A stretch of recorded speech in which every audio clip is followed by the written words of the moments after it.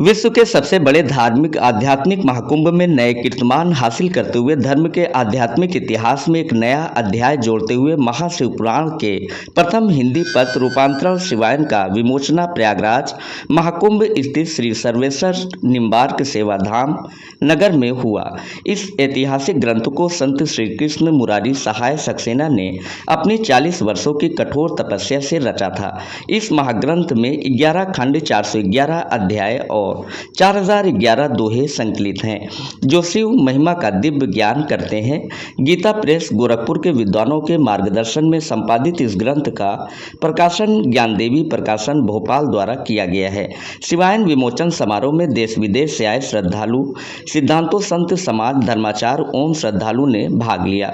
News our से बातचीत करते हुए प्रोफेसर सूर्यदेव सिंह ने बताया कि शिव महिमा पर अपने अद्वितीय धार्मिक उपलब्धि शिव भक्तों के लिए साधन, ज्ञान और भक्ति का अनुपम स्रोत सिद्ध होगा। शिवायन ग्रंथ की रचना गोस्वामी तुलसीदास ने जैसे रामायण हिंदी में रामचरितमानस के रूप में लिखी, उसी तरह शिव पुराण को शिवायन के रूप में लिखा गया है। इस ग्रंथ से कोई भी हिंदी में भगवान शिव की कथा समझ व गा सकता है। प्रयागराज से SM रजा की खास रिपोर्ट।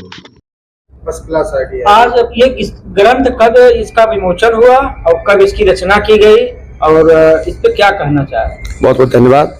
ये जो ग्रंथ है ये इस प्रयागराज महाकुंभ 2025 का के अमृत मंथन से निकला हुआ है और इस ग्रंथ की रचना परम पूजनीय संत श्री कृष्ण सहाय सक्सेना जी ने 1985 में की थी, पूर्ण कर दी थी। यानी कि आज से 40 साल पहले ये रचना कर्म पूरा हुआ।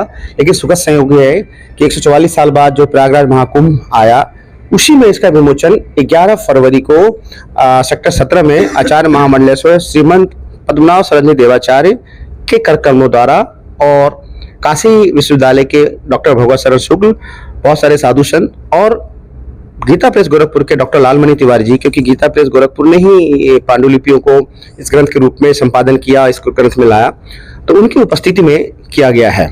यह ग्रंथ सनातन धर्म के इतिहास का प्रथम ऐसा ग्रंथ है जो संपूर्ण शिव पुराण का सरल हिंदी भाषा के शब्दों और बुंदेलखंडी भाषा के शब्दों में सिद्ध श्लोकों द्वारा रचित है। जैसा कि वाल्मीकि रामायण की रचना 15वीं शताब्दी में तुलसीदास जी ने रामचरितमानस के रूप में की और घर घर में वो सरल हिंदी में गायन शैली में होने की वजह से प्रचलित हुआ। हम लोग दो चौपाई छोटे हम छंद गाते हैं, सुंदरकांड के घर घर में इसका कीर्तन वो पाठ होता है शनिवार को और मंगलवार को। उसी प्रकार ये ग्रंथ सिद्ध श्लोकों द्वारा, और इस ग्रंथ की रचना जो परम पूजनीय संत श्री कृष्ण सहाय सक्सेना जी ने की, वो खुद भी उनके ऊपर उनके इष्ट हनुमान जी थे और शंकर जी थे। तो शंकर जी के ही आशीर्वाद से उनके एक बार उनके स्वप्न में बजरंगबली आया और उन्होंने आदेशित किया है कि आप शिव जी के महात्म को सरल भाषा में गायन शैली में ऐसा लिखो जिससे कि घर घर में प्रचलित हो। तो ये बहुत अद्भुत बात है कि शिव जी के ग्रंथ की रचना के लिए हनुमान जी सपने में आते हैं, उनको आदेशित करते हैं। तो इस प्रकार ये ग्रंथ हमारा इस महाकुंभ के मंथन से अमृत के रूप में निकला। जैसे समुद्र मंथन से अमृत निकला था, वैसे प्रयागराज 2025 का जो महाकुंभ था उसमें 11 फरवरी को ये इस ग्रंथ का अमृत मंथन से ये ग्रंथ अवतरित हुआ। जन जन तक पहुंचाने के लिए इस ग्रंथ को कैसे आप पहुंचाएंगे? क्या इसके लिए आप जैसे सुधी जो हमारे विद्वान हमारे सबसे पहले तो मैं न्यूज आवर 24 और आप सभी का आभारी हूँ कि आप जैसे विद्वान पत्रकार इस चीज का महत्व समझे। अन्यथा ये तो देखा गया, आपने देखा होगा कि यहाँ तक कि मेन स्ट्रीम मीडिया भी पूरा प्रयागराज में मोनालिसा, हालांकि मैं इसके विरोध में नहीं हूँ, लेकिन आप देखिए ना, कुंभ का जो मुख्य उद्देश्य है, कुंभ की उत्पत्ति में जाए तो अगर समुद्र मंथन नहीं होता, अमृत नहीं गिरता पृथ्वी पे 4 जगह, तो कुंभ नहीं होता।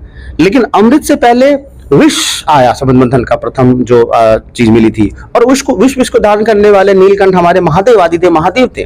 तो कुंभ का और महादेव का ऐसे ही रिश्ता है जैसे कि दिन और रात का, जो दोनों एक दूसरे से जुड़े हुए हैं। तो पूरे महाकुंभ में शिव जी की चर्चा होनी चाहिए थी, धर्म अध्यात्म का चर्चा होनी चाहिए थी, आदिदेव महादेव की चर्चा होनी चाहिए थी।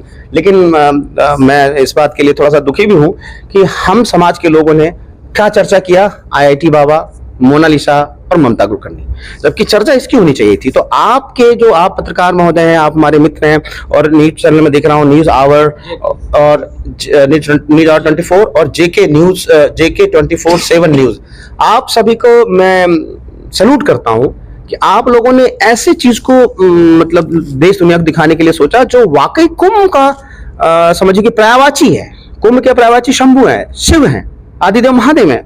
और उन आदिदेव महादेव की जो लीला महिमा का वर्णन जो घर घर में हम लोग गा के करेंगे, उसके लिए आप लोगों ने माध्यम बनाया। और आप ही के चैनल के माध्यम से देश के 150 करोड़ जो 140 करोड़ आबादी है, मेरा निवेदन है कि आपके माध्यम से कम 70 करोड़ आबादी तो जरूर देखे। और आपका सैटेलाइट चैनल भी है और मुझे पता चला कि यूट्यूब चैनल भी है। तो यूट्यूब के जितने भी हमारे जो धर्म प्रेमी, सनातन प्रेमी जो बंधु हैं, जो मेरे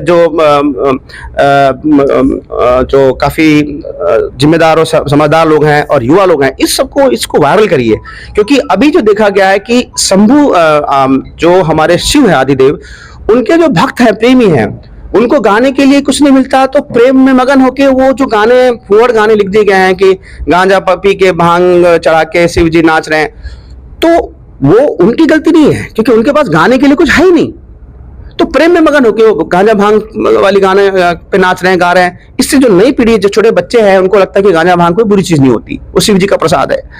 तो अब ये चूंकि शिव पुराण, संपूर्ण शिव पुराण का ये सिद्ध श्लोकों द्वारा स्वयं बजरंगबली के स्वप्न में आने के बाद आदेश से ये सिद्ध श्लोकों द्वारा रचित ये महाग्रंथ अब आप लोगों के बीच में आई है, राष्ट्र को समर्पित हुई है इस महाकुंभ में। तो अब इस सिद्ध श्लोकों के गायन से सभी जनों के कष्ट दूर होंगे।